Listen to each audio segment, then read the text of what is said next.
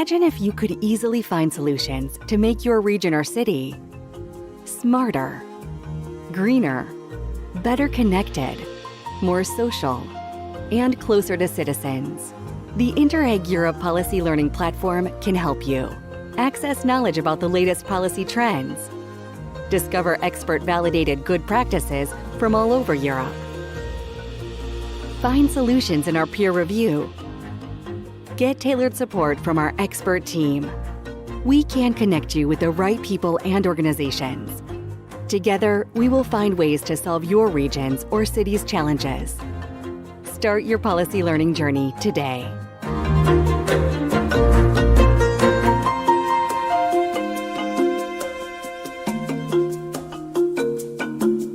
Welcome, everyone. Good afternoon. We're very happy to be here today for this webinar. Today is a very interesting topic because we are going to delve into strategic and participatory foresight. So my name is Arnault Morisson. I'm one of the thematic experts for Smarter Europe at the Policy Learning Platform. And today we're co-moderating this webinar with Marc here. How are you, Marc? Well, thank you, Arnaud. Happy to be with you and looking forward to listening to the speakers. I think we always learn more than we actually give. So it's always a pleasure to have such a good panel. So speak later.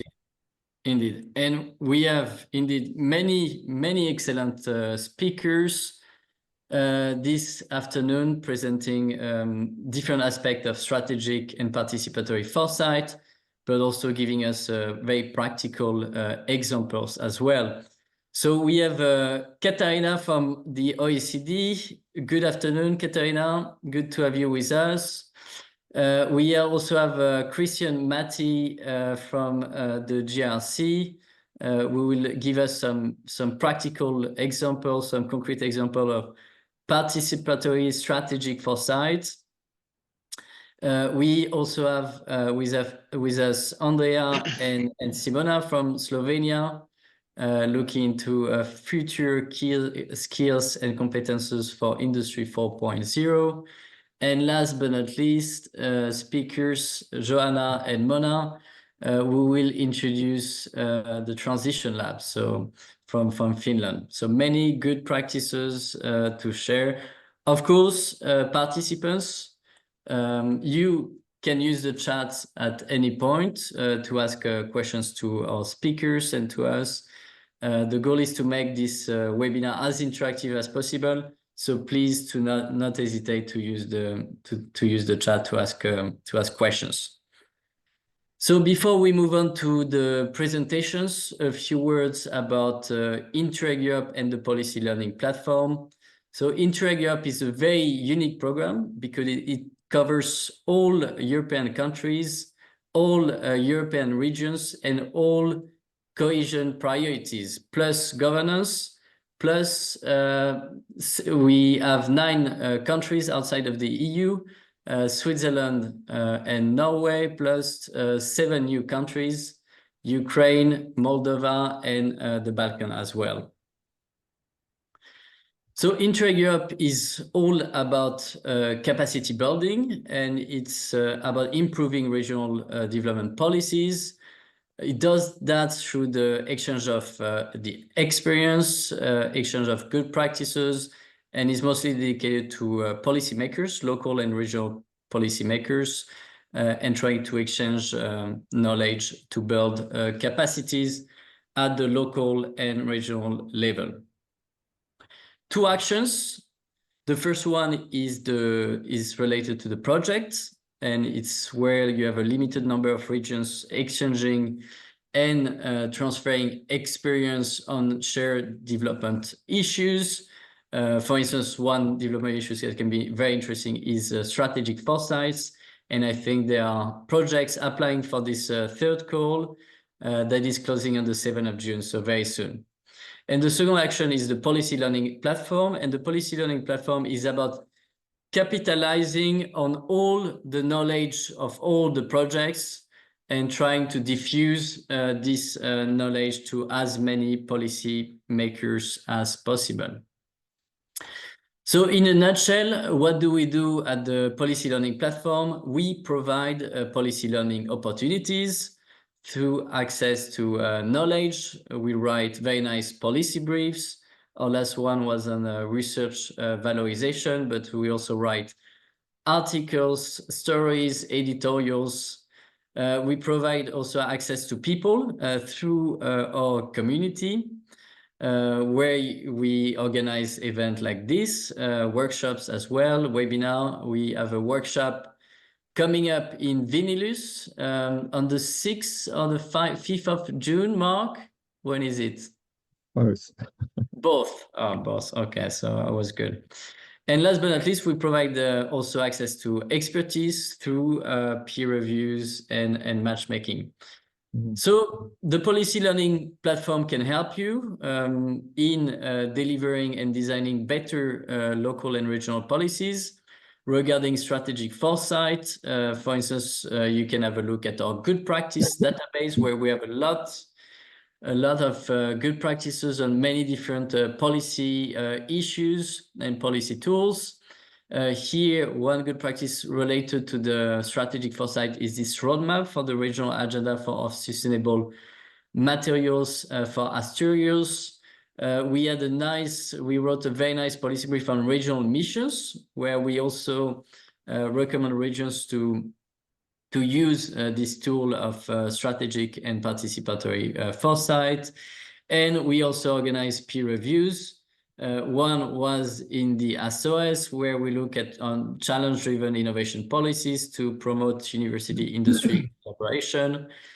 But Marc, you can tell us a little bit more about the process to participate in our peer review services.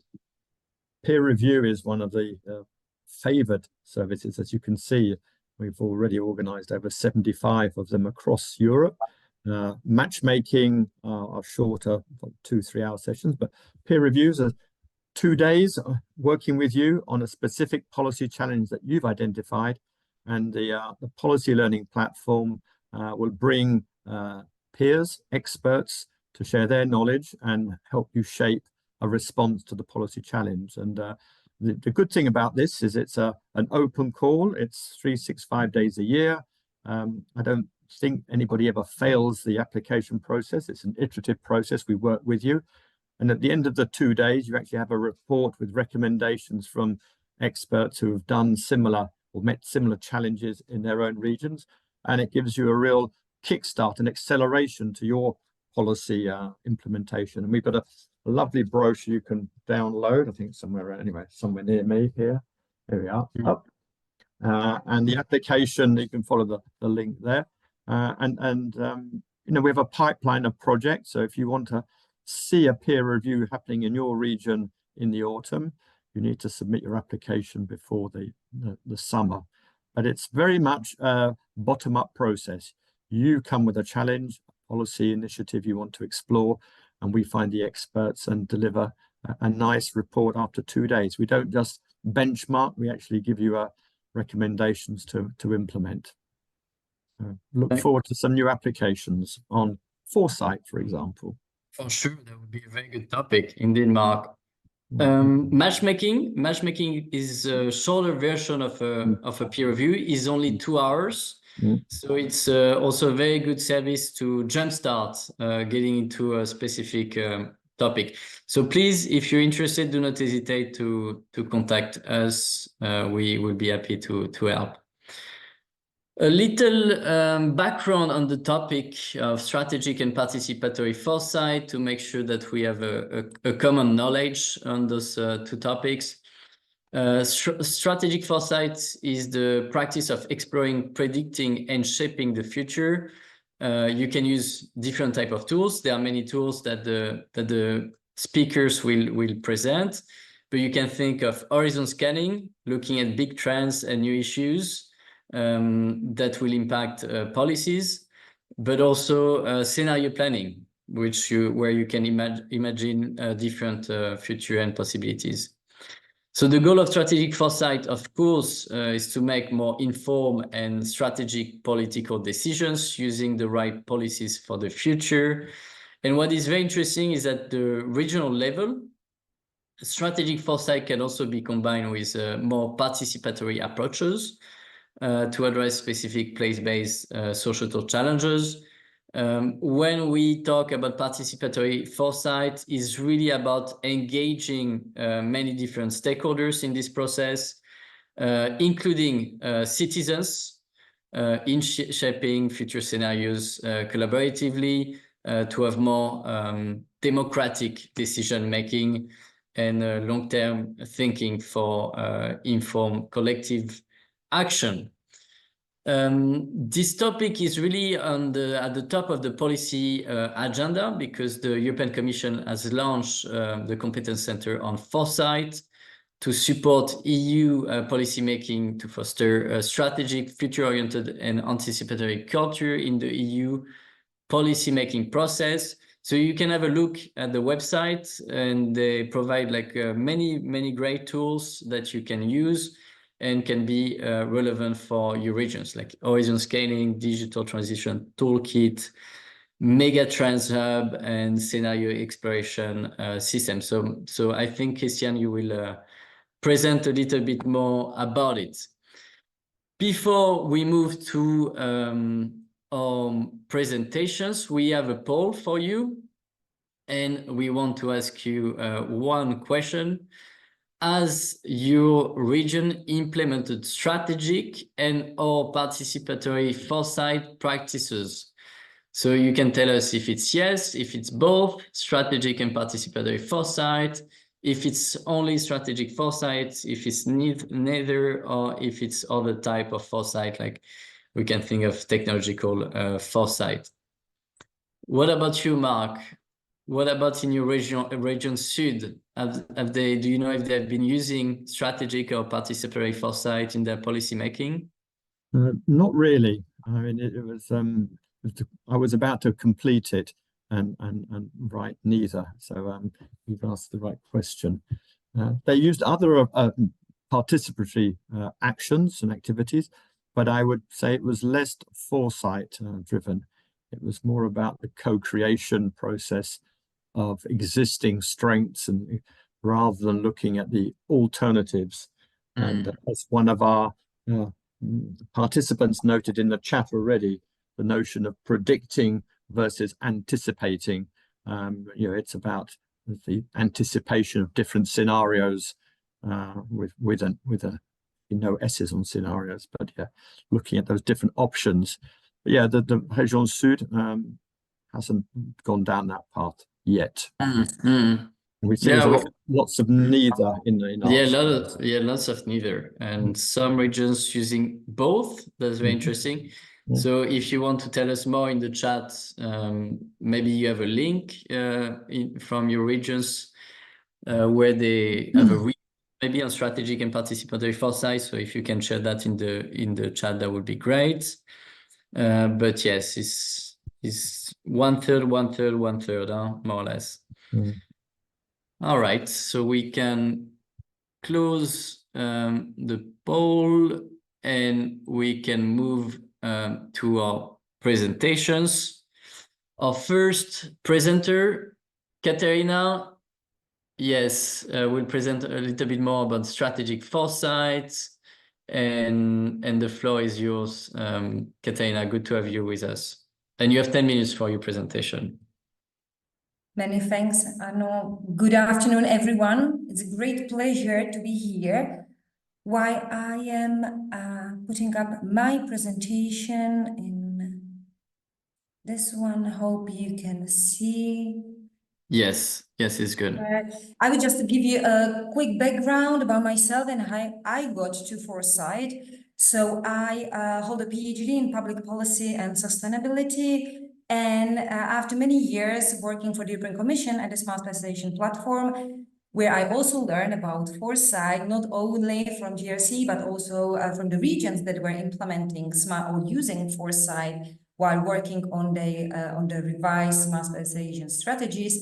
I decided to go for a master in foresight to really go into the depth of specific methods and techniques to advise the national and regional authorities how they can use it. And not always foresight is good for everything. Of course, there are different methods. So in my presentation, I will look at 3 topics, and I will even cover the topic of why to use it at some national level and why it's not good, when it is not good.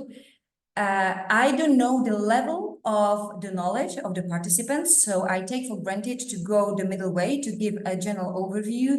And I know that speakers coming after me will go more into the specificities of different project, not only project, but also different methods that have been applied.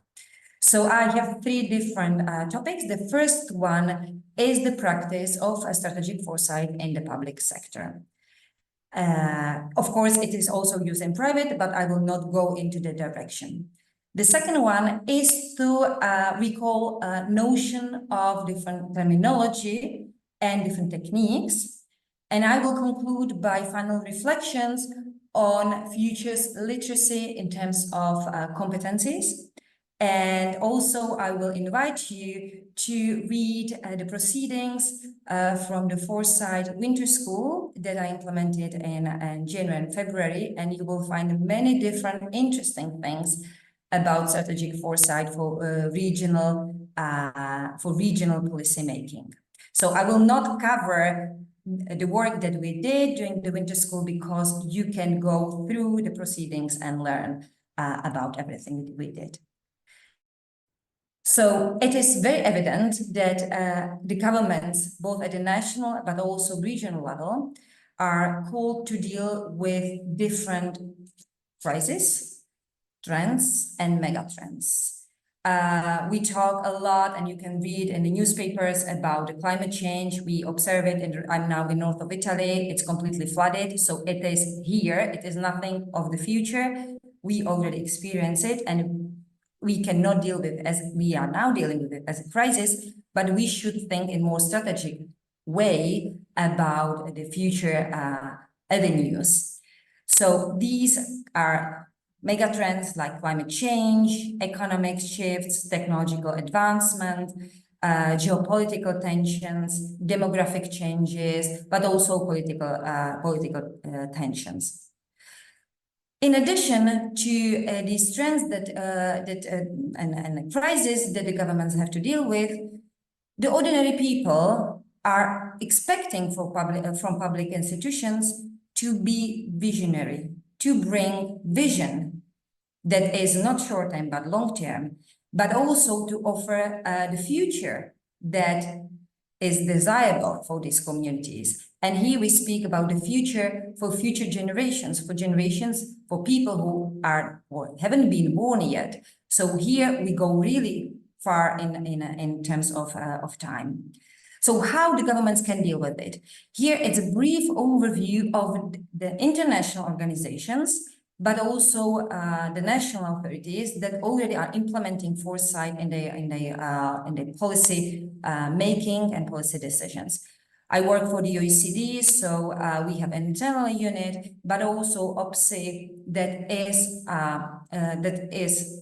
an observatory of public sector innovation, and they work and collect practices in foresight among the OECD countries. UNESCO, so a UN agency, launched in 2012 a Futures Literacy Lab to bring knowledge and to really somehow train people all around the globe to think about their futures, to design, to imagine their future, and then to implement it through the policies. At the EU level, we have EU Policy Lab and the Competence Center on Foresight. And moving a level below, so at the national level, I am sure that all EU countries have some kind of foresight-oriented or future forward-looking strategies. Here, example of Spain in other OECD countries. Canada, with the policy horizons, is an excellent example. So you can, if you are interested in learning what kind of work they do, you can just look at it and Google their work. There is less evidence or less work done at the regional and local level with foresight. There is a lot of interest, but currently, in terms of really practical implementation of foresight in a strategic decision at subnational level is somehow lagging behind the national one. I would like to mention as an example, Welsh example, because they have a future generations commissioner for Wales and a very nice report. The idea here is to think when they make the policy decisions, they have to take into consideration the interests and needs of the generations, of future generations of people who haven't been born yet.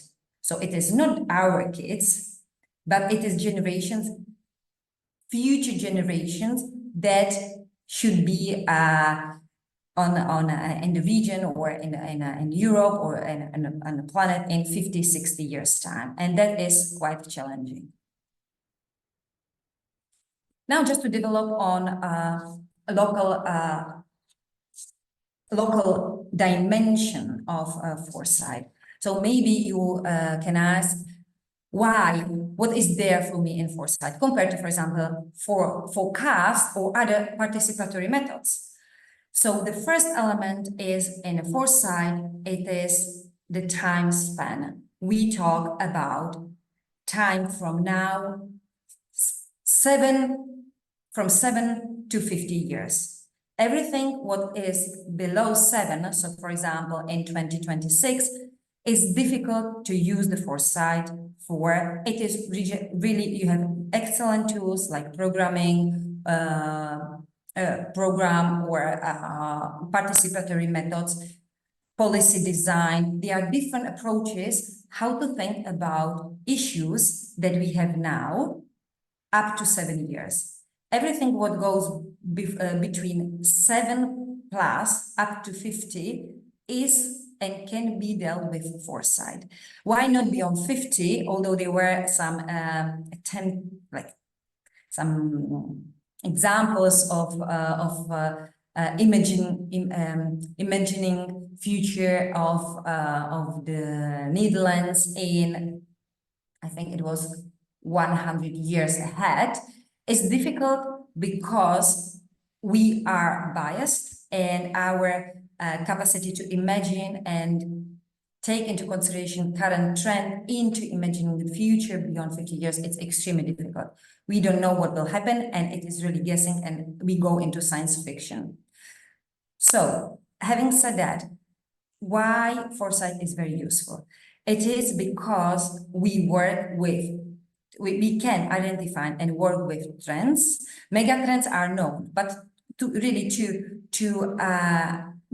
be somehow comprehensive, we work with trends, mega trends, wild cards that are normally events that just happen, and although we can predict them, but we don't take them into consideration, for example, like COVID.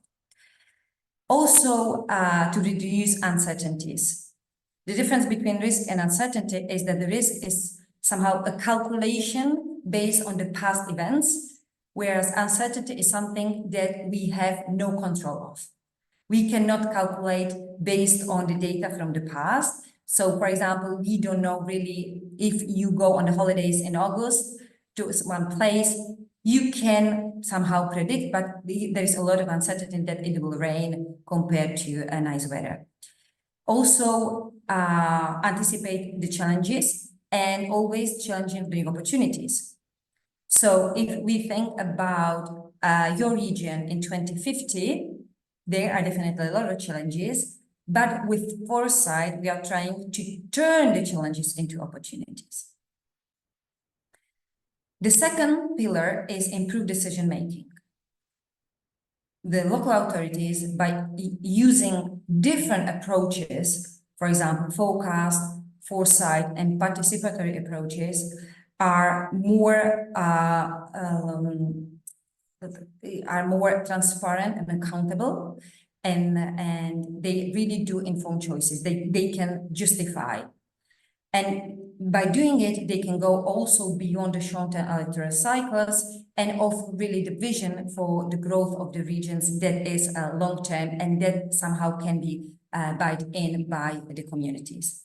The first pillar is to foster collaboration, engagement, and empowerment of citizens.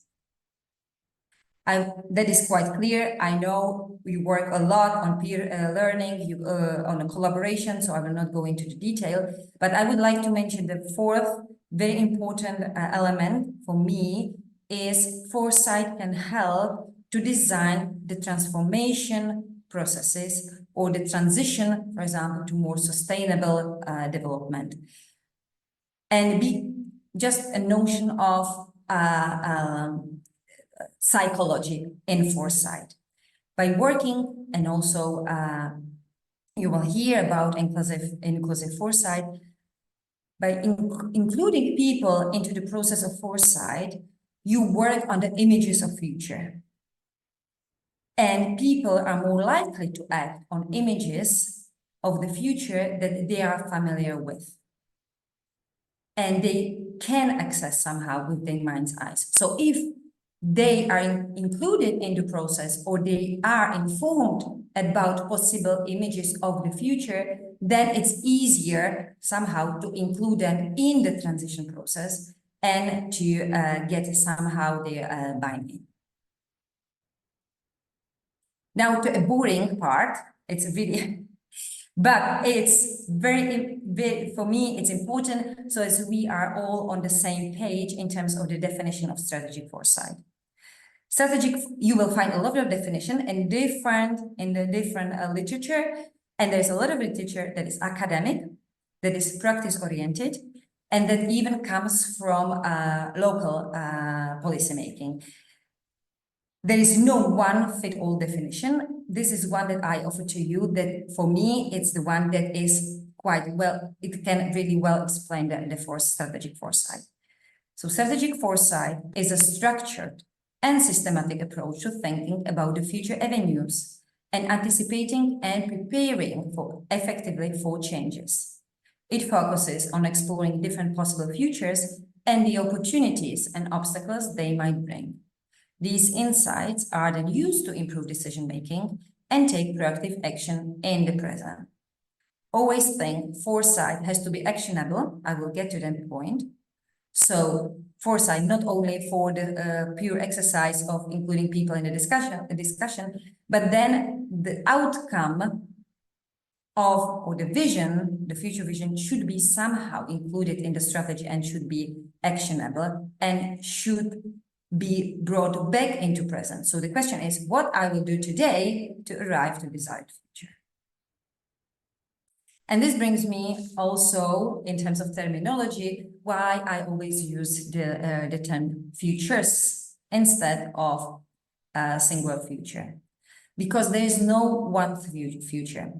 So you can imagine yourself walking on the path in the forest, and then you look in front of you, you look into the future, and there is no one single path in front of you. There are different lines, really many on your on your right hand, on your left hand, and it's up to you to decide which way you go.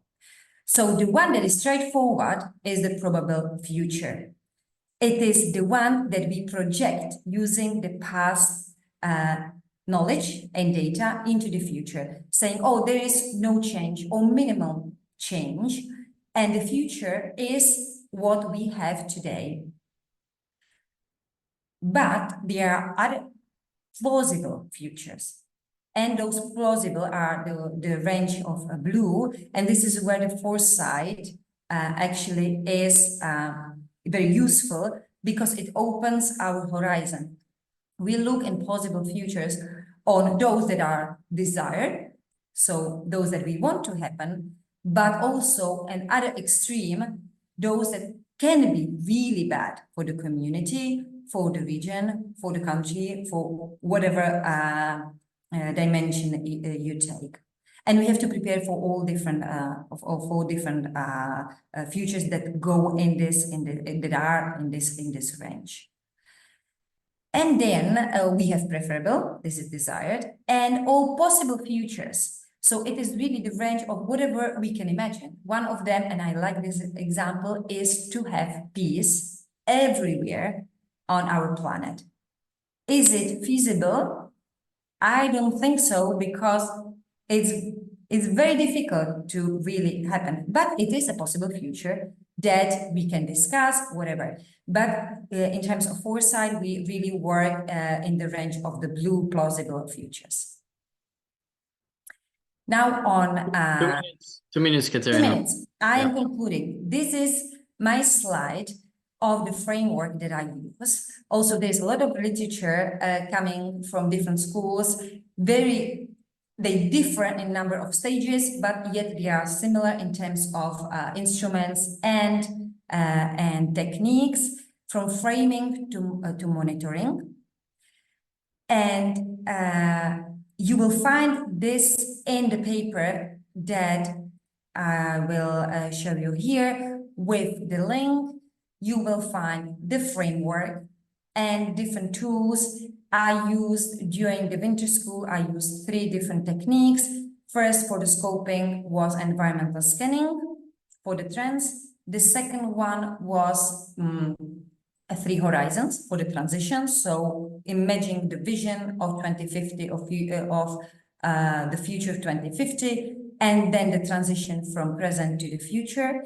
And then backcasting that I wanted to share with you here. This is what we did with backcasting. We defined the desired future 2050, and we were moving backwards every 10 and then 15 years. It was just for the purpose of the exercise. You can decide on the time frame, and you decide what are the enabling conditions that have to be in place. What system has to be there? What interventions, what policies have to be there in place? And you go back to present to define the policies that have to be put in place.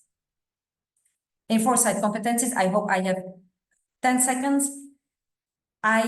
During the winter school, I interviewed and surveyed regional development agencies, and I asked them, what competencies should a person who wants to do foresight have?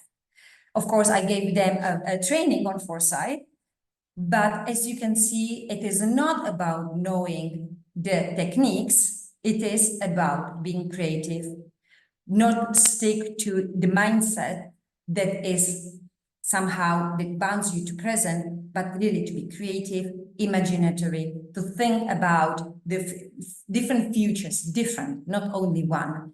And also to have good communication skills, because you need to engage with a wide range of people. With this slide, you can contact me. Thank you very much for your attention, and I'm going to forward to listening to other presentations. Thank you very much. Thank you so much, Katerina. We have a questions from Lorenzo Sabatini in the chat, asking what strategic foresight tools are available to the region. So you presented like the 3 different tools that you use in Trento, mentioning, okay, we're using light participatory foresight exercise when updating the regional F3, but what would you say is an easy tool to start with? Your regions, you never done foresight before. What would be the first tool to use in order to do it? I think it's very much depends on the objective you want to achieve, because every technique is decided based on the needs. So I know that organizations, including the Commission, prefers scenarios that gives you 4 different, very different options for the future. And then based on that, you can decide on the policy, make the policy decisions. And I think it's very good. but you need to have you need to somehow practice the technique, have a good knowledge, and I would definitely go for an expert in foresight if you want to go for scenarios. If you want to go for something really easy, I think there are really a wide range, and you asked me to talk about the trends in foresight, and there are new techniques, because the techniques that exist can be prescriptive and do not need to meet the needs of the client if we work with the region or with the company. The easiest one is futures triangle. If you Google futures triangle, you have a triangle when you have present, when you really define the problem, you look at the future, and you define the weight of the past. So what are the obstacles? Why we cannot move forward? But the best way is to combine. Really, it's a combination of the things that give you the full picture. If you are not expert, I would not recommend going for the foresight, because you can somehow disappoint participants, because it is participatory. It is participatory.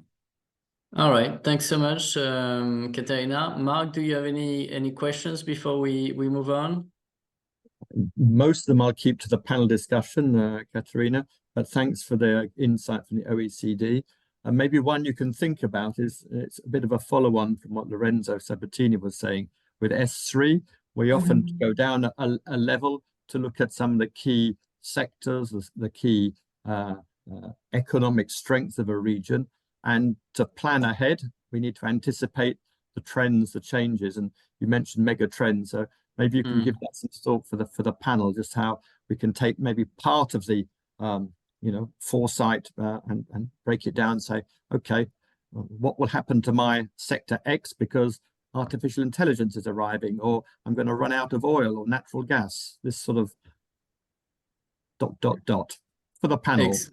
Excellent for the panel, that's great. Marc, thanks again, Katerina. We move on to Cristian. Cristian, the floor is yours, and you will give us some more concrete examples of how regions are using strategic foresight. So the floor is yours, and you have 10 minutes as well. Thank you, Arnault. Thank you, Katerina. I'm very glad to be here presenting some insights on how to make a strategic foresight and participatory process actionable for regions. A little bit of my background. Before joining the Joint Research Center, I was working at the EIT Climate Kick, actually supporting the interface between regions and industry and science in order to think about sustainability transitions. So for me, it's a kind of a natural discussion to think about the future and think about systemic change. And 2 years ago, I joined the Joint Research Center at the Competence Center on Foresight, working on strategic foresight and bringing new methods on connected to sustainability transition. Currently, I'm working also in the unit of innovation policy. So that is part of maybe the claim and the examples that I'm going to bring about the kind of the new trends on strategic foresight is how you have an interplay of foresight with any other framework, whether if it's innovation policy, regional development, circular economy. So make it actionable is about this kind of blending exercise, about bringing different elements together and actually combining not only tools, but also conceptual understanding of how our regions or our countries or our systems can change. So without further ado, the first point is actually just justifying a little bit why strategic foresight. This is very important for decision making now that the geopolitical context, but also the society has experienced some new situations like the pandemic. Increasing the anticipatory capacity has been more relevant, not only at the higher level, but also at the local and regional levels in order to be able to have some additional capacity to orchestrate change and what we call preparedness. So the idea is actually trying to bring new capacities to different actors in the system through different type of practices and techniques to take decisions about how we can address uncertainty and complexity. How it works, the foresight in the Commission, briefly. So currently there is a Commission Vice President on strategic foresight, but there is also a special team in this General Secretariat of the Commission on foresight as part of a policy hub.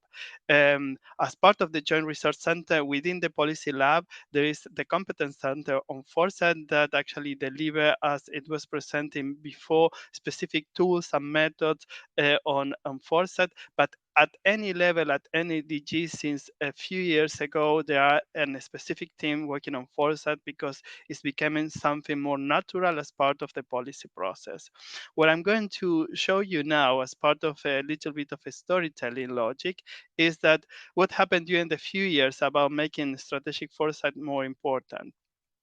You may be aware, but since we have this kind of vice president, strategic foresight became more important. So there was a series of a strategic foresight report since 2020, addressing different topics, like, for example, strategic autonomy, or more recently, the twin transition, green and digital. The last one that I'm going to use as example is on sustainable Europe, addressing social and economic elements. So the good thing about this last one is that addresses combination of a strategic but also participatory foresight to work about the different changes that we need to deal with. So the process on this particular example was dealing with this question. What strategic decisions need to be made in the next decades to ensure social and economically sustainable Europe with a stronger role in the world? And this last part is important given the geopolitical issues. And as you can see, there are these kind of different geopolitical, social sustainability, and economic sustainability elements that comes to the foresight. And this is part of what I'm trying to deliver as a message. It is relevant, the strategic foresight, because it helps to take decisions in different fields. And for doing that, we need to frame the questions and the topics in a way that makes sense in terms of the policy field or the problems that we want to bring. How we deal with that in a participatory process? Well, actually, this is kind of a general equation that I'm going to show you actually on several examples. We can use scenarios to understand different realities about the future. We can have different scenarios that are very radical, and maybe sometimes we do not agree with the scenario, or we get angry with the scenario. But the point is that the scenarios are just a tool to help us to see different a range of different realities. The key issue is that scenarios allow us to think about the pathways of the potential changes that we need to address in order to change the system in a way or the other. And this can be somehow instigated by the current developments and the sign of new that we have. So look at these 3 steps. We understand that there are potential future. We do this kind of backcasting exercise, as you can see there in the transition pathway with the X-curve, like different changes that address the future, and we understand what is our starting point. The key issues about this exercise is that when we compare all these transition pathway, we see that in all the scenarios there are different elements that overlap, some areas of intervention that are uncommon. And that is part of the exercise of strategic foresight. No matter the different future that we see, there are some key strategic areas that we need to intervene. And this is actually the result of the strategic foresight report. We have these kind of clusters of different areas of intervention on new social contract, governance for sustainability, including, for example, public finance or public governance, but also people and economy, from sustainable lifestyles, skills and competence, or the global perspective. These kind of elements are the ones that enable smarter conversations and taking decisions on potential areas of intervention and designing and prototyping tools and instruments. What I'm going to show you right now is how this works in practice. So how you can take this forward. For example, by understanding that depending on what you want to do in terms of intervention, sometimes you can shape because you have the resources, but sometimes you have uncertainty, for example, on working with artificial intelligence or some kind of new products or new climate situations. So you navigate the future with uncertainty. But on top of that, you always orchestrate process and relation, especially in Europe, that you have a multi-level governance logic where the regions can collaborate between each other and work with member states and the European Commission. So how you make this kind of knowledge and this kind of tools actionable. I'm going to show you quickly 4 examples. The first one is the one that probably you want to hear, how you make this type of tools actionable for regional or place-based perspective. So this is an example of what we have done on a sense-making session on using this kind of general foresight with regional policy officers as part of actually a summer school with Eurada, where different regional policy officers explore the different scenarios by answering this question: what a region and a city can do in this scenario, and how we help them to guide this discussion. We use a framing on innovation activities from the Partnership for Regional Innovation. So by bringing this kind of framing to even a general scenario, you can allocate the discussion in terms of the place that you want to go, whether if it's for regional cities or a specific topic that could be circular economy. So they were able to allocate themselves or find themselves the role of regions and cities in those different futures. And this actually bring new questions about what can be done in the future. But this is just one example of bringing scenarios and the future to the regional perspective. You can also do the same even in different perspectives. This is an example about how the Commission has contributed to bring the same equation, scenarios, pathways, and interventions, not only in one region, not only in one continent, but in 6 of them. Actually, we use this methodology to help the UNEP to bring this idea of global sustainability and think, how does it look like in Europe, in Africa, in North America, in Asia, in Latin America, and in Asia Pacific? They run different workshops with local stakeholders and policymakers to see how this kind of local logic makes sense. Because at the end, when we think about sustainability and system change, it's about connecting the dots, not only place-based, but as part of value change, and also very important relations in terms of the resource flows and climate change. So this was done, for example, with workshops of around 50 people in different continents. The previous one was done with 30 people. So the scale and the organization depends very much on what you need and what you can, but in any case, the scale can be adaptable to the same type of exercise or bringing this idea about change and interventions. The third example is a recent one, and it's kind of more concrete. We put 100 people together to think in the same way, scenarios, transition, change, and intervention, to think about the new single market and industrial policy for the future, to understand how could be, and could be very relevant for the region, how we can understand the European single market of the future. And we were even able to create new scenarios on the go. And this was done just in one day, okay, with 100 people and 8 facilitators. And we developed, as part of that, key insights on the EU competitiveness and sustainability, open strategic autonomy, but also well-functioning of the single market. So as you can see, this equation about triggering the mindset about thinking about the futures, initially with the scenario, is always lead by this discussion that is more practical and more grounded about what are the change, what are the relevant change. And when you compare the different change with different futures and different scenarios, say, well, this is the type of intervention that is compatible with all these kind of ranges. This is kind of an universal type of change that we can bring to think about sustainability. Last but not least, how we can use this kind of information to even like a systemic approach. So this is an exercise that we had done with experts, with 70 experts, addressing this 7 different thematic areas of the European Green Deal, from industrial symbiosis, like bioeconomy, and mobility, and climate adaptation. We got more than 600 inputs in just 3 hours, okay?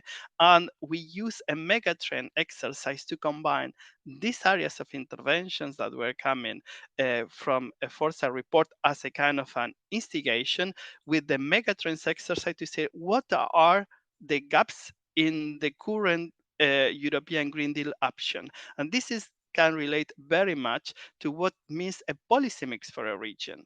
We are very much aware that a region is facing multiple frameworks: smart specialization, climate adaptation, green transition. But in all of that, there is a policy mix and the same innovation ecosystem where we can identify the gaps about how to connect the dots.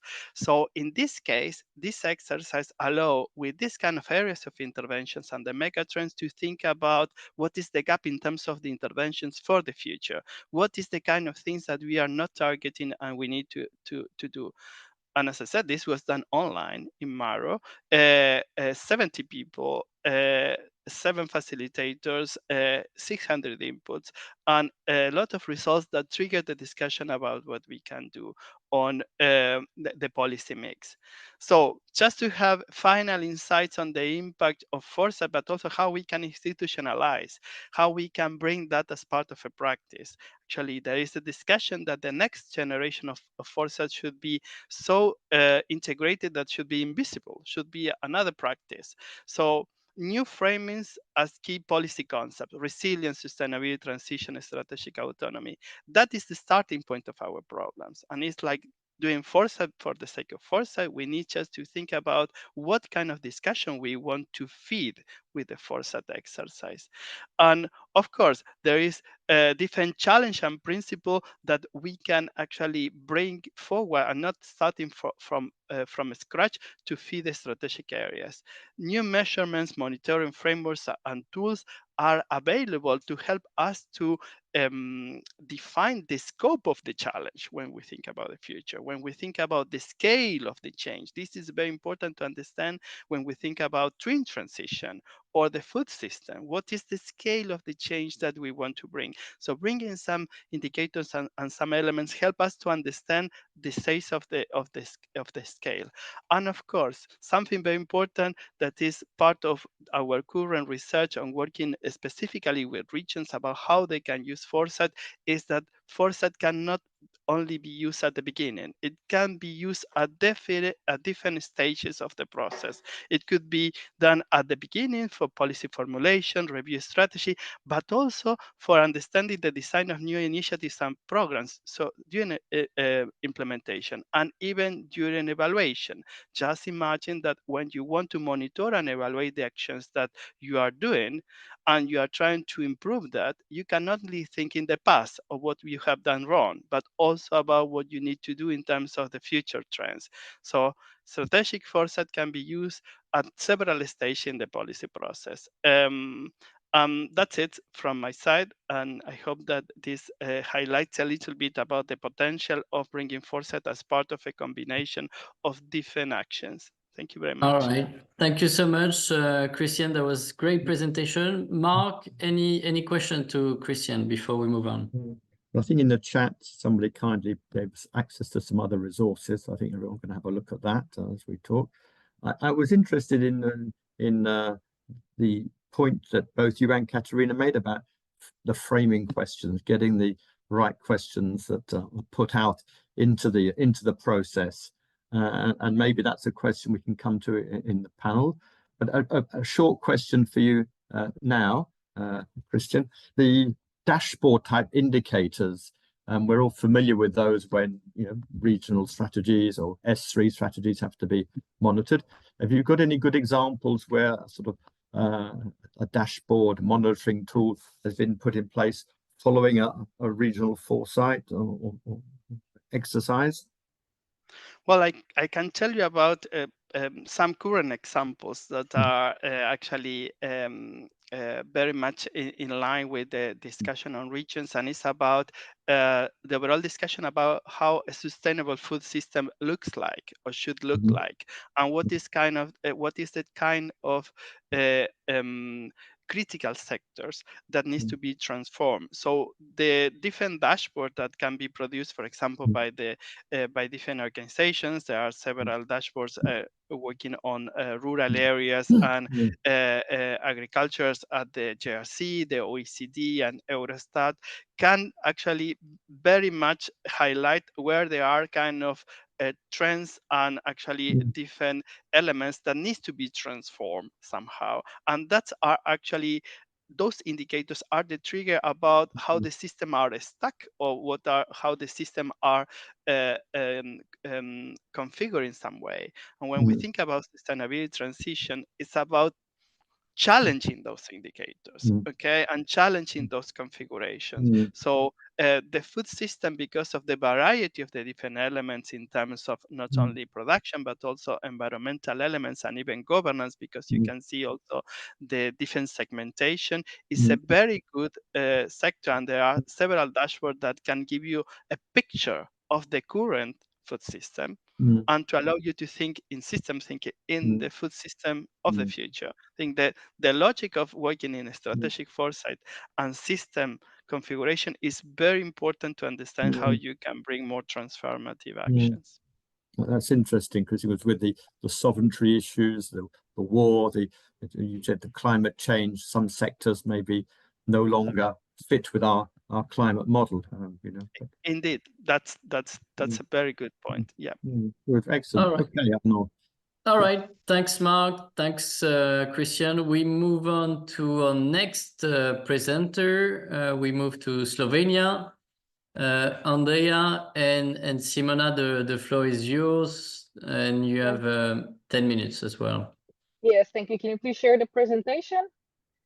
So first, I will just give you a very brief and quick overview of the Slovenian ecosystem and how we approach I'm not sure if it's the foresight, the strategic foresight, but the smart specialization strategy. Then Andreja will show you one of the practical examples. So next slide, please. Just to give you a brief context of Slovenia for those of you that do not know us, as we're a small country.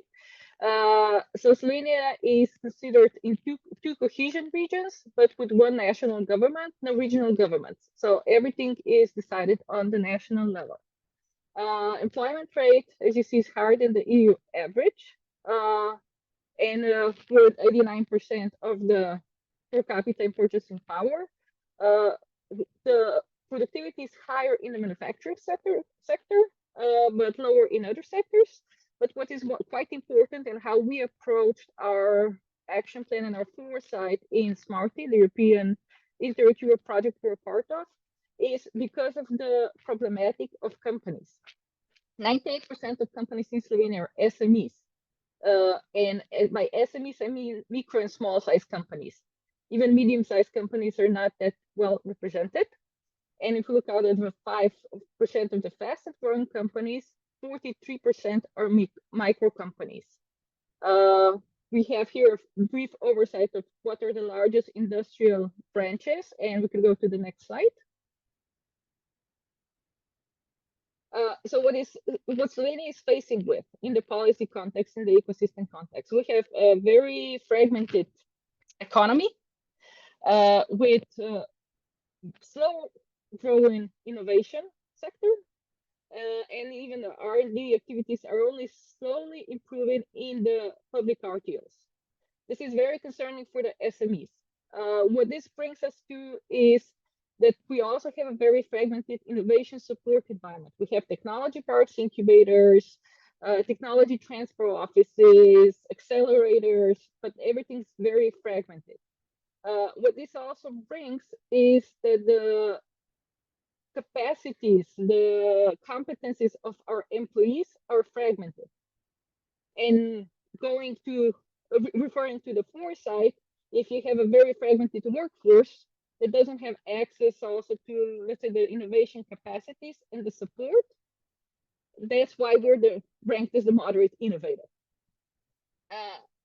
Related to the smart specialization strategy, and this is again a show of our fragmentation, is in the previous programming period, we had 9 smart specialization areas. Now we have 10. we're talking about a country with 2.12 million people. So again, why we feel foresight is important is because we will have to focus sooner or later. Due to fragmentation, due to different interests, of course, that is quite hard to do. But this is something that I think our policymakers are facing with increased concern and with at least a wish for concentration. Now, as you see here, we have, like I said, 10 smart specialization areas, but both Andreja and I are part of the Factories of the Future consortia. The way this consortia was built up is it's called Strategic Research and Innovation Partnerships. So all the actors from all the fields that you see in the little picture are supposed to be joined in one consortia and work towards improving that field. Of course, here, I will say there's some room for improvement, but I'm not going to go too deep into it. So what we did within Smarty and with the 3 Factories of the Future, you could go to the next slide. As part of our tasks in Smarty, we developed the action plan. We reviewed all the good practices in Slovenia and within the involved regions of the project.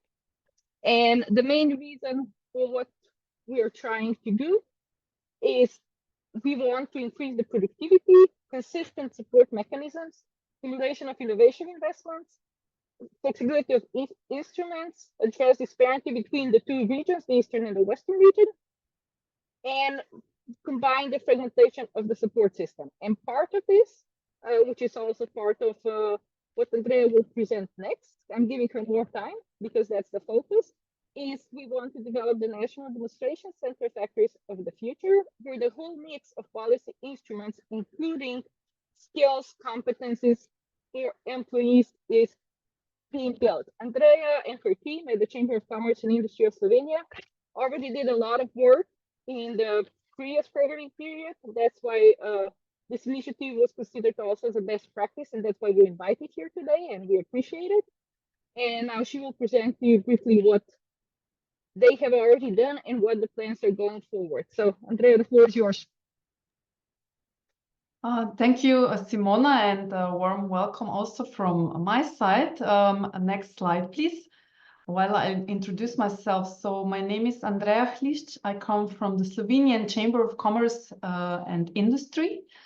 We are the largest business support organization in Slovenia, but we also are part of this strategic research and innovation partnership, Factories of the Future, which Simona just mentioned. And so our focus is more or less on a digital transition into factories of the future. But one thing we focus more on the most is the workforce. So to build this new future with these factories, of course, you need a skilled workforce. And as you saw in Simona's presentation, our employment rate is very high. So we have a lack of skilled workers, but I believe it's the same also in other parts of Europe. So we have like this common problem that things gotten really complicated now. And as you will see, it's going to be more complicated also in the future, because the skills and competences will need to be more interlinked as they used to be. Our focus was, of course, factories of the future, but it is a wide range of topics, possible topics. For this purpose, we only focused on 3, this being advanced industry management systems, robotics, and the transition to Industry 4.0. And why did we do it? Of course, we always try to look into the future, but it's kind of a foresight, like an exercise. But the main point is the future belongs to those who learn more skills and combine them in creative ways. So the way we used to learn before, or now even, it's not enough anymore. Next slide, please. So that's why we took it upon ourselves to make kind of a foresight into like a 5 or 7 years into the future. What kind of skills and competences would be needed to work in a smart factory? We did it in a way, it took us quite a long time, so the whole process took like a year and a half. So first, we kind of made a team of experts from research departments, so from our largest institute in Slovenia. Then we had involved 2 universities and 5 educational institutions. And this was our kind of like the knowledge panel. We started by doing a desk job, kind of mapping these competences and then narrowing it down with this team of educational experts, as you call it. And then we involved companies. So we involved our members. 2 minutes, Andrea. Yes, thank you. So these members, member companies that are part of this strategic partnership, and they helped us build these profiles for the future. So we kind of did this, it's a publication. I'm sorry, it is just in Slovene because it was made for our audience. But I will go through the profiles that we have determined together briefly in the next slide. So we have like a vertical and horizontal profiles. I will just go briefly through them. So they're in different stages. In the planning stage, you have the smart factory architect. So this is the person who organizes or plans the factory. And then obviously you need the business system organizer. In the support phase, you need an ICT specialist, a data analyst, and a network and system specialist. And then a specialist for automation and robotization. Here you have the robotics engineer, machine vision engineer, automation specialist, somebody who measures this. This is the metrologist, and we also added an XR developer. But for the implementation phase, you would obviously need a production engineer from various domains. So do not let these titles fool you. We just name them like that. It is very complex, and it's we have thank you. We have written more about it in our brochure. But the thing is, we also need not to forget the HR specialist that hires these people and organizes their educational path. Then we have the domain engineer and the industry 4.0 engineer. What is very important here is that this profile is one profile, but maybe it is too much knowledge for just one person. So maybe 2 people can work together and become industry 4.0 engineer. So next slide, please. So a 5-minute presentation is not enough to explain everything, but just to wrap up. So very important are the professional or domain-specific competences. For example, you need an electrical engineer to be like an architect for the factory. But then, beside digital competences and also sustainable competences, you need the so-called power competences. These are interpersonal competences. How you manage teams, how you lead teams, what is your creativity level? So Katerina in the beginning also said what is important to do foresight. It's creativity. Also, now the future skills would need to involve also critical thinking, judgment, creativity, and so on. So to wrap this up, do not forget the power competences that you also need to build when focusing on factories of the future. Thank you so much. All right, thanks so much, Andrea and Simona. Marc, any question before we move on? Yeah, I mean, just this is a good example of when the country / region is a good level to be at. You know, Katerina said it was a challenge for taking it sometimes into the regional level. So you have that advantage in Slovenia. And what I thought was interesting, both of you presenting sort of one of the key blockages for any sector development is skills. So here we're looking at the industry focus, but I think your relevance is perhaps as good for, you know, the robotics in the agri-food sector, the other digital driven transition sectors. So I think there's some interesting lessons that maybe we can share in the panel, both of you. Yes, thank you, Marc. Let's move on to Finland. Mona and Johanna, the floor is yours, and you have 10 minutes. Yes, good afternoon. Also on my behalf, we're very happy to be on board in this webinar and to be able to share our experiences. We have been gathering in our region, so the region of Ostrobothnia. I'll just see if I can get it now shared in the full mode. Now it's once again. I would almost ask you to share it if it's, let's see. Of your screen, normally you have on the top of the orange bar. Yes, it's just behind the bar for the. Let's see if I can get it shared. Okay, I can share it if you need. Now I get it. Now I think it's visible in the full screen. Yes, it's good. It's good. Thank you. Yes. So my name is Mona Enel Nilsson. I'm working as a senior researcher at the University of Vasa at the west coast of Finland. I'm presenting together with me today. I have Johanna Dahl, who is working as a regional development expert at the Regional Council of Ostrobothnia. So the starting point for the REPEAT project, which forms the context for our participatory foresight work, was the question how global challenges can be solved in a regional context. So focusing on the challenge of global warming and then related to energy transition. 3 pilot regions implementing the transition labs were on board in the project. One was our region, so Ostrobothnia in Finland. The second was Outer Hebrides in Scotland, and the third Outer Extremadura in Spain. REPEAT ended in January this year, and it built on concepts of transformative needs-based innovation, place-based and context-sensitive innovation policy experimentation, and responsible research and innovation, meaning that the dimensions anticipation, reflexivity, inclusion, and responsiveness formed the basis for all our doings.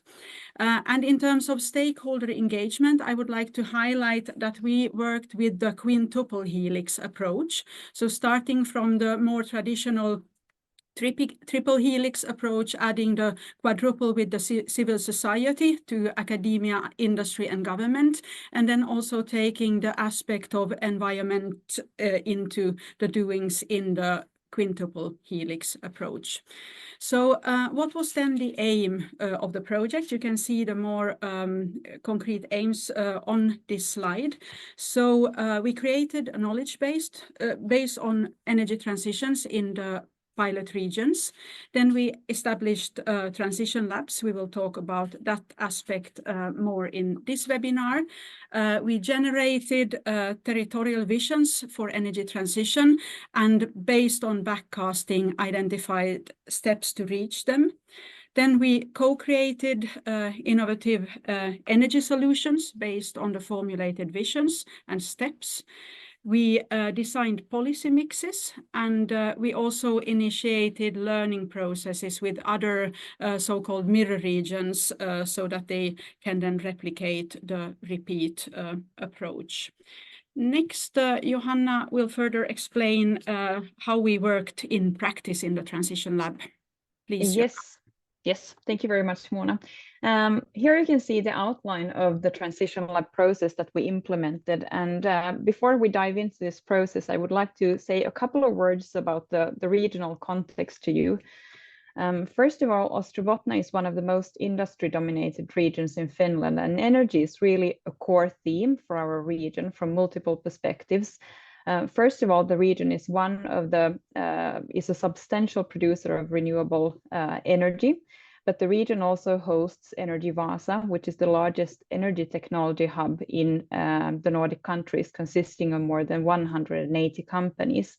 And the companies in the energy cluster are global leaders in areas such as smart grids, energy efficiency, digital solutions, marine technology, and sustainable energy production.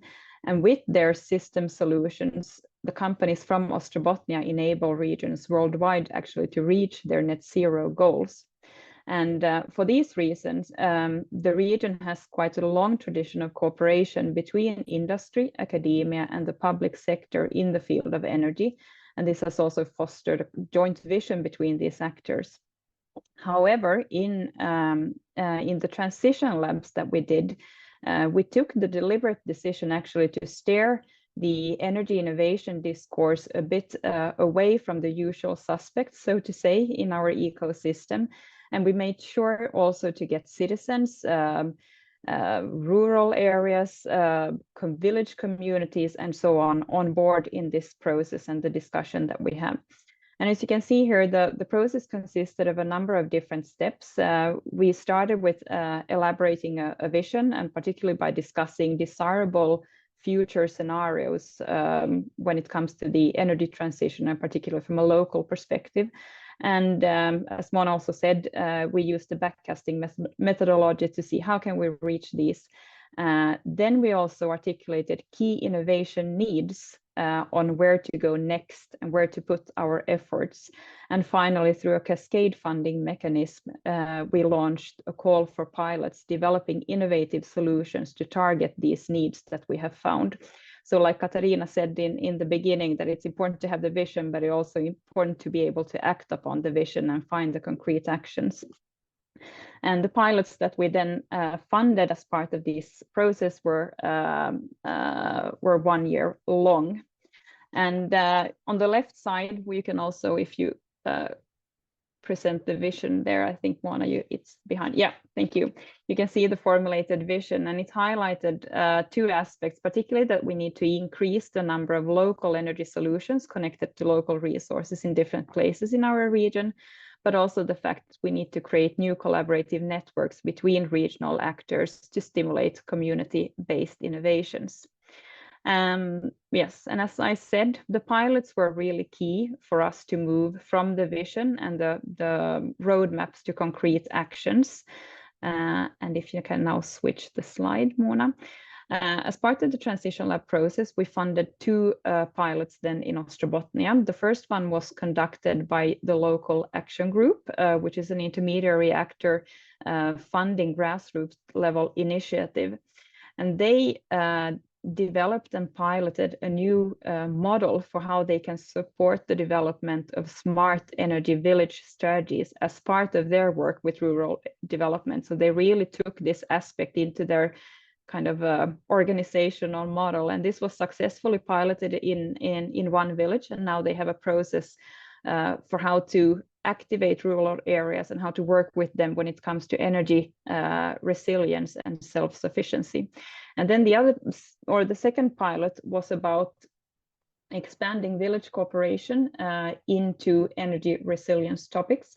And this pilot developed a calculation tool for energy use and production and a handbook on village-led energy business model, helping then the villages to really make more fact-based and informed decisions about what potential opportunities they might have when it comes to new energy solutions.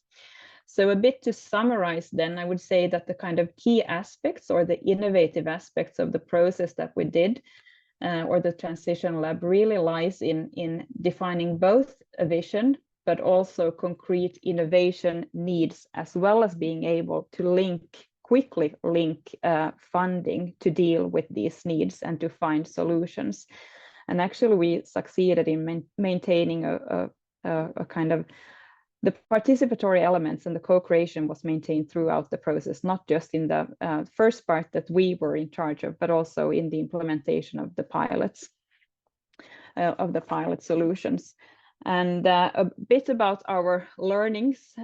We quickly became aware that energy is perhaps not the easiest topic to deal with when it comes to participatory foresight work. Actually, the vision building that we did required quite a lot of unlearning current practices and considering the current energy regulations that we, for example, have in Finland at the moment.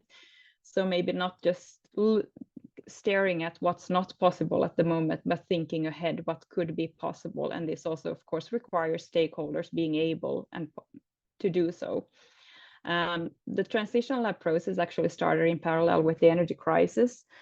So time-wise, of course, this timing helped doing this foresight work because the energy resilience was so high up on the agenda at that point.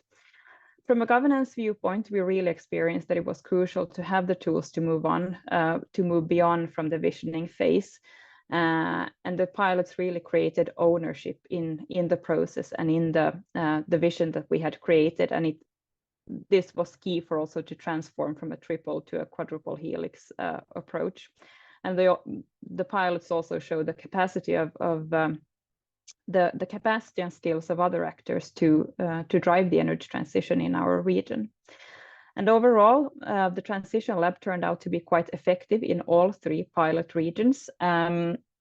We could see that it supported really more tailored policies with a higher granularity on how to support more bottom-up solutions. But we also saw that it could enable more agile actions and gave room for more reflexive monitoring together with the participants. And finally, one thing that I would like to also emphasize that the Transition Lab acted as a means to create new collaborative networks between actors in the region. And this was a key thing because particularly between academia, having the technical knowledge, and then the local actors with the resources and the enthusiasm and getting them to formulate the joint challenges. And that was key. And Mona, now I will hand over to you for. I will just look a bit ahead and what we could still explore further based also on the transition lab approach we have been implementing. So we see that regional authorities can and should act as brokers for bringing together the stakeholders, also including the unheard voices. And here we heard earlier in a talk today about the capacities and how this transition lab could also be utilized to develop regional transformative capacities with different stakeholders. This, I think we can still dig into. Then, of course, how to deal with insufficiency in terms of resources, money, people, time, and also to how to translate these bottom-up initiatives to the policy level actions. And the power asymmetries, especially in an energy cluster context as ours. So how can also the kind of credibility be there for the local bottom-up initiatives in a context where we have then very, very large technological organizations also going for large investments and large fundings. So thank you for your attention. And if you're keen on learning more about the REPEAT project, this is the homepage with all. Thank you. Thank you, Mona. Thank you, Johanna. Thank you also for the insights and the recommendations and the future avenues for policy making. I think we can start the panel discussion, Marc. So I invite everyone to turn on their camera, all the speakers, Katerina, Cristian, Andreja, and Simona. Yes, and I give you the floor, Marc. Yeah, okay. Well, Mona and Johanna, there's a question in the chat for you from Matthew Spaniel. You can answer that offline while we're chatting. But just to carry on with the theme you both highlighted, I think Cristian talked about prototyping and moving into action, and we finished very neatly with your project, which is very much hands-on, and a question of cascade funding, etc. Just wanted to, and I think a lot of our audience are sitting here thinking, this could look very complicated. This looks, challenging. You put it into some very practical elements. And I was wondering whether in the implementation of your labs, you've got Horizon 2020 funding, but did you get any co-funding from the region, in your case, Ostrobothnia, but or was it most of the costs were covered by your European project? Because I think it's often a case of ownership if you can lever additional funding to actually implement, in your case, your labs. But question, co-funding to implement, was it the case? Should I answer? Yes, sure. We had a triple helix on board in the project setting, since Merinova was also as an industrial partner on board in the regional context.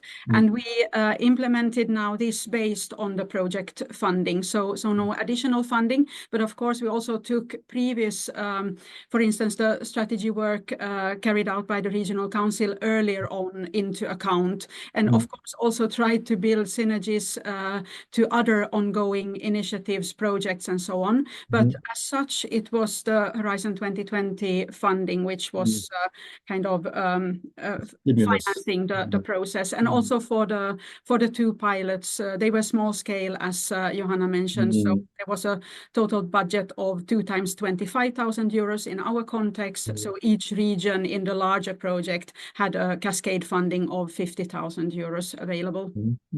Yeah, it's an interesting insight into the way you design your Horizon Europe project now, because we've moved on, but yeah, having this capacity to implement.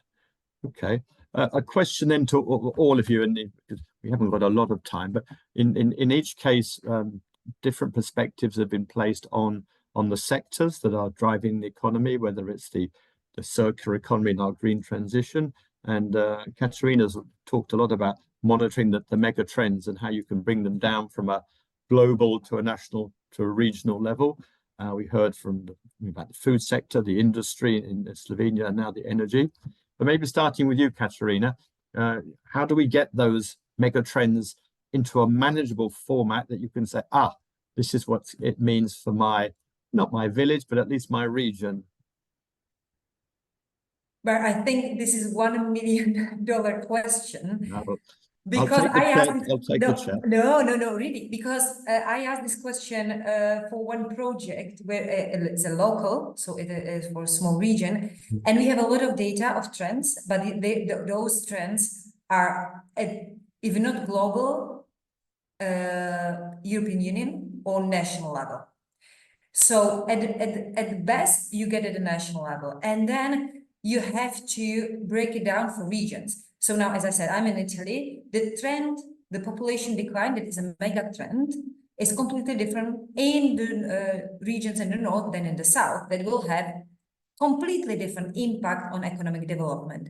But this is the mega trend that it's on that way and we can track it. But there are other trends, that is, for example, economic trends, that are technological trends, and they are from region to region, they differ. So you need to have the capacity to collect data on the trends, and it's over the years. So the trend, how we define it, so mega trend, it's a factor of change that once it takes place, it's there and it's very difficult to change.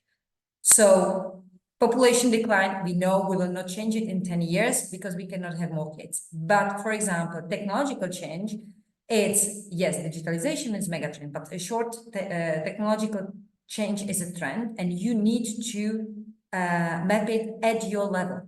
So if you don't have the capacity to map it, it's very difficult to track it down. You can get the national data, you can go there, many providers, many reports on the trends, but again, you get geopolitical tension, you get economic shifts. So we even read it in the newspaper, but to get it for your community, for your regions, it's difficult. Thank you. Any other perspectives from the panel on the way you can take the mega trends and get them to make relevance and meaning for your region? As a concrete example from Ostrobothnia, I can go ahead, Johanna. As a concrete example from Ostrobothnia, we're working also together with our with the companies here that are global actors, and they are part of a large global networks, and to have a dialogue with them also to see they are close to the market, what kind of changes are they seeing, how might that impact on our region. So that's one way of understanding what it might imply on a regional level. If I can add, for the perspective of Slovenia, Slovenia is not a big industrial market. We're small and we're niche oriented. So it's also equalizing the trends with what you have in the region.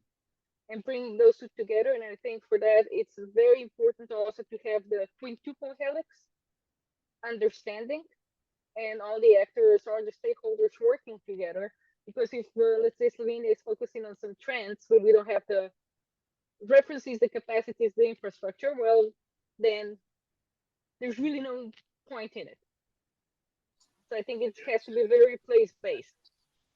No, I think on top of that, actually, if I can add on top of that, I think beside any kind of indicator or trend that you think that might be relevant, it could be helpless if it's not driven by a challenge. And actually, by talking about Slovenia, I was working the country several years ago, and they were launching a kind of a big collaboration between ministries to get into a transition to a circular economy. And they have 5 value change. So without this kind of framing, when you really have a challenge and the system that you want to understand and transform, the trend can be kind of an indicator flying in the sky. Okay, you really need to get a kind of an attachment to a challenge and get the commitment through the kind of the challenge in terms of the type of contribution that foresight can bring in terms of that transformation. It's the only way to make it actionable. Okay, you really need to be triggered by the challenge and the system that you want to change. And indeed, Cristian, that's the sort of the policymaker process. And as we know, policymakers tend to have a short time frame because the next election is in 5 years. And as Katerina mentioned, when we're talking about foresight, we're looking at beyond that. So you have to get a policymaker, a politician, it might be different, who will look with you on that longer perspective. So maybe the last question, because Arnault's going to cut us all off. But how do you get your politicians to buy into something that goes beyond the normal funding program duration of their own political mandate? Any insights from getting your politicians on board to this process? Maybe I can start this round. I think it is about somehow getting the not knowledge, but getting the sense of what the foresight is. That many people don't understand. They think that is something, yet another problem to do. And I think many approaches have failed in achieving what was promised to people. And people are getting more and more angry. And I think if I have to convince someone to look beyond the time frame of 5 years, is to let them think that what has been done so far didn't work. People are angry, and they should take into consideration the future generations, because then what is left? And I think the mega trends that are really now, we can observe them, are putting pressure on them, because we cannot deal with mega trends as we are dealing with risk or the short term.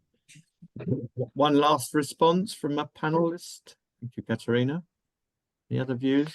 If I can recall again to the case of Slovenia, and maybe you guys that are there, I can refute what I'm going to say.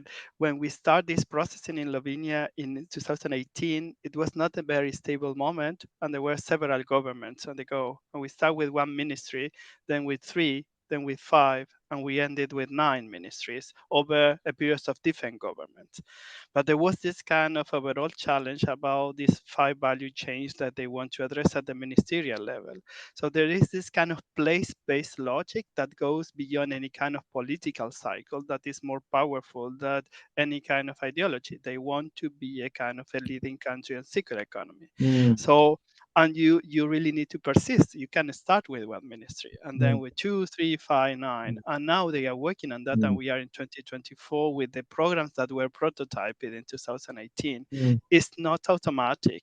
It's not from one day to the other, and you can bring different elements from foresight to have that vision, but needs to be grounded in something that is kind of connected to the system that you want to transform. No, we can see the need for these connections. There's a strong link between your vision and your reality. If I can All just right, Marc. add to that for 20 seconds, I'm usually very quick. Is middle-sized management is the key word. If you get them, then because politicians in Slovenia, they're always there. They tend to be around various ministries, but it's always the same people. So if you get them, then they can push whoever is the ministry or state secretary and work with them. So that's why working with them instead of working with the head of the ministry is, at least in our experience, a lot better. Okay, good. Thank All you, right. all of you. I'm sorry we didn't have as much time, but your presentations were very enlightening, and I think the audience, we've still got people online, will be lucky to read them. Thank you, Arnault. Yes, thanks so much. It's time to end this webinar. It was a great, very interesting, lively. Thanks so much to our speakers, Cristian, Katerina, Johanna, Mona, Simona. That was great. We will write a short follow-up article with all the insights from this webinar, and of course, participants, you will have access to all the presentation. So thanks so much again, speakers. Thanks again, participants, and see you next time in our next webinar.